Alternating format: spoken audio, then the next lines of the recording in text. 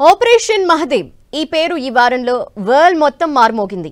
చున్ చున్ కే మారేంగే ఇది మన ప్రభుత్వం పహల్గాం దాడిలో ప్రాణాలు కోల్పోయిన వారి కుటుంబాలకు ఇచ్చిన మాట.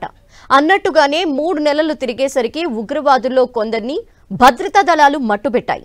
కశ్మీర్ లోయలో ప్రశాంతంగా ప్రకృతిని ఆస్వాదిస్తోన్న పౌరులపై జరిపిన దాడికి బదులు తీర్చుకున్నాయి. ఆపరేషన్ మహదేవ్లో 3 ఉగ్రవాదులని లేపేశాయి. వారిలో పహల్గాం ఉగ్రదాడి ప్రధాన సూత్రధారి లష్కరే తోయిబా కమాండర్ హషీం మూసా కూడా ఉన్నాడు. ఇంతకీ ఆపరేషన్ మహదేవ్ ఎలా చేశారు? Watch the story.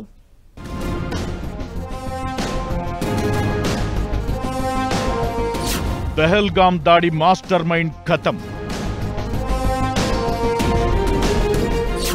April 22 to July 28.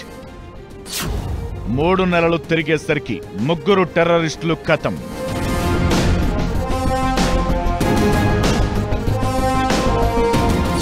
Pahalgam దాడికి బదులు తీర్చుకున్న ఆపరేషన్ మహాదేవ్. జమ్మూ కశ్మీర్లో భారత భద్రతా బలగాలు, పోలీస్, సిఆర్పీఎఫ్ సంయుక్తంగా చేపట్టిన ఆపరేషన్ మహాదేవ్ విజయవంతమైంది. ఈ ఆపరేషన్లో పహల్గాం ఉగ్రదాడికి ప్రధాన సూత్రధారి అయిన లష్కరే తోయిబా కమాండర్ హషీం మూసాతో పాటు మరో 2 ఉగ్రవాదులను మట్టుబెట్టారు.